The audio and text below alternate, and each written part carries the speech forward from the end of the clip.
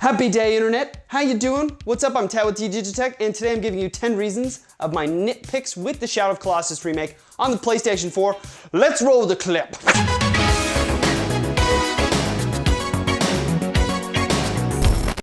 Alright, so let's get one thing straight. The Shadow of Colossus Remake on the PlayStation 4 is actually phenomenal. It's a great game. It's by far one of the best remasters I've ever played. But there are some things that I had nitpicks with. I'm just giving you some of my nitpicks and sharing them with you, because obviously this is a PlayStation 2 game that's been remastered, so the game developers aren't going to be able to get everything right and or fix everything, because they want to stick to the true origins of the original game. Alright, so my number 10 reason is the camera.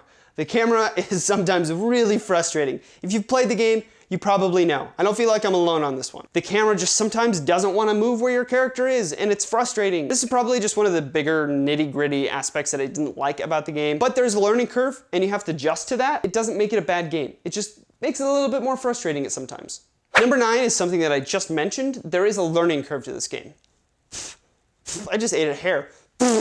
Oh God, I swallowed it. And what I mean by that is that it takes a while to get adjusted to the controls, to the gameplay, and to the camera that we just mentioned. After that, once you've figured out this learning curve, which takes a little while to figure out, maybe like half an hour until you really figure out how to do everything. Like, it took me probably a good solid 5 to 10 minutes. How to get my horse to run. I was like, okay, how do I get it to run? Is it the R2 button? No, it's not the R2 button. Is it the circle button? No. You have to hold down triangle, or you push the triangle button. Like I said, there's a learning curve to it. That doesn't necessarily make this bad, but it's just gonna take a couple extra minutes to figure out how to play this game, because it doesn't really play according to new standards on PlayStation 4 games. Since this is a PS2 game, that's understandable. I don't know if this is because I primarily played the game on performance mode, but in performance mode, there was a ton of noticeable pop-in. When I'm running along with my character on horse, you'll just notice a bunch of like grass finally comes into focus. Like, it just becomes sharper. And that's pretty much throughout the whole game. Everything else in the background looks fine. It's just while you're running on horse, I didn't really notice it as much when I was running in person, but when you're on the horse, you definitely notice a bunch of pop-in. And again, this is understandable because this is a PlayStation 2 game. Maybe it's better in resolution mode. I would imagine it is, but I played it in performance mode, and that's how I like to play games, just because I'm all about that frame rate. So number 7, this is actually kind of funny, but your character is a bit floppy. And what I mean by that is that your character doesn't like to respond sometimes to you grabbing onto something. He just like flops in the air for no reason. I forget what the game is called. It's there's a game out there where it's basically you're like a blob and you just like pretty much move like this. It's kind of one of those games, but you don't control your whole character's movements. It's obviously just one direction, but he definitely feels very floppy. That's just how the game is, but being a newcomer to this game, I wasn't really expecting how floppy my character to be. It just takes a while to get used to. It can be sometimes very frustrating with your character when you're grabbing onto a colossi, and then he flings you off and your whole body just keeps flopping. So another nitpick is that your horse does not like to travel fast in some places.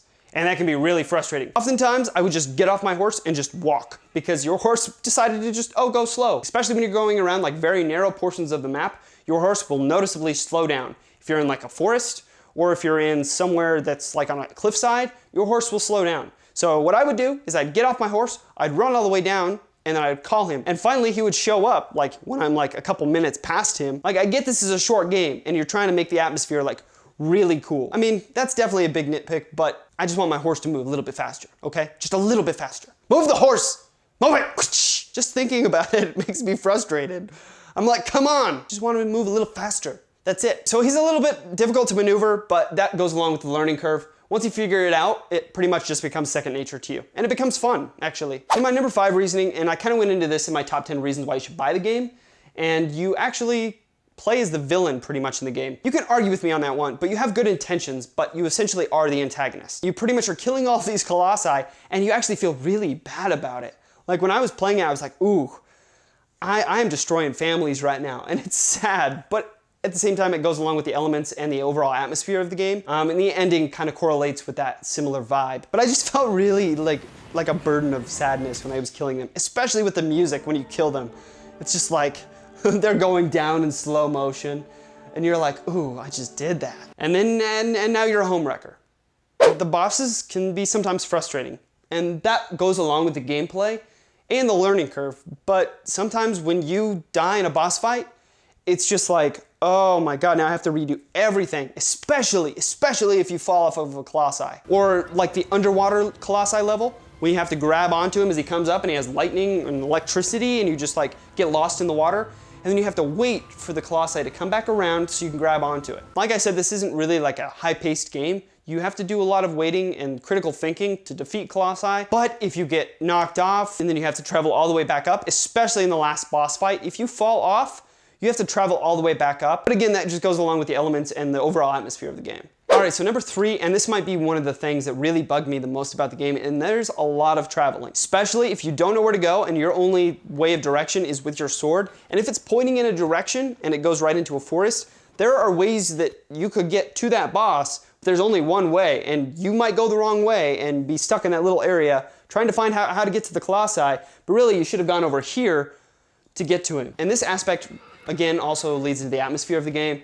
It is kind of like a game like Journey or Flower, where the game is based on traveling, and the Colossi are just kind of like an extra bonus. And then again, this was a PlayStation 2 game, so I mean, really, how much can we really nitpick about the game? I did think that there was a lot of traveling. If there could have been like a travel mechanic. I know that you can save at statues and then respawn there at statues near the Colossi, but that statue is usually like within a couple minutes of the Colossi. So you have to travel between that statue and your home base. And usually that might take you anywhere from 5 to 10 minutes, depending on how fast you're going. And if you accidentally like go the wrong way, then it can be really frustrating. But again, this is kind of like the overall atmosphere of the game. So you kind of got to take what you will. So number 2, again, this goes into the atmosphere, but the game feels really empty. There's not a ton of wildlife. There's occasional like squirrels and snakes that you can find and lizards. And then there's like an eagle that you'll see occasionally fly over you, but for the most part, the world is pretty empty. You'll kind of figure out why the world is empty towards the very end of the game. There's not like a ton to look at aside from the landscapes, which are beautiful, by the way. But this isn't like a game that you're gonna be sitting down with your buddies at a party playing and they're gonna be like rooting for you, because there's a lot of traveling. The highlight of the game is the Colossi. So traveling through all of that, there might have been something nice to have seen and or do.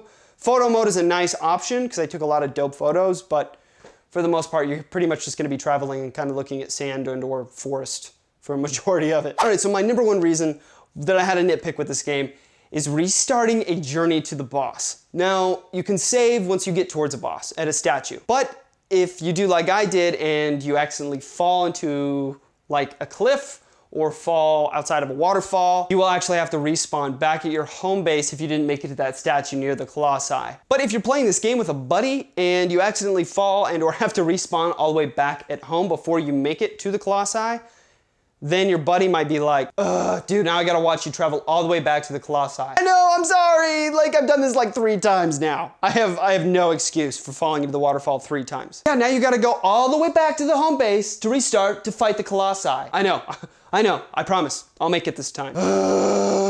So guys, those are my 10 nitty-gritty nitpicks with the game. Overall guys, this is a really amazing game. You should definitely pick it up if you could. Definitely go and check out my other video. It's my top 10 reasons why you should buy the Shadow of Colossus on the PS4. If you could guys, please like the video if you liked it and dislike it if you didn't. Please subscribe if you could, really helps me out a lot. Tell me in the comment section below if I'm being too nitpicky with this game, or if you did have nitpicks that I missed, please let me know down there. Definitely guys, pick this game up. It's definitely one of my favorite games of this year already, and with any game there are nitpicks that I have.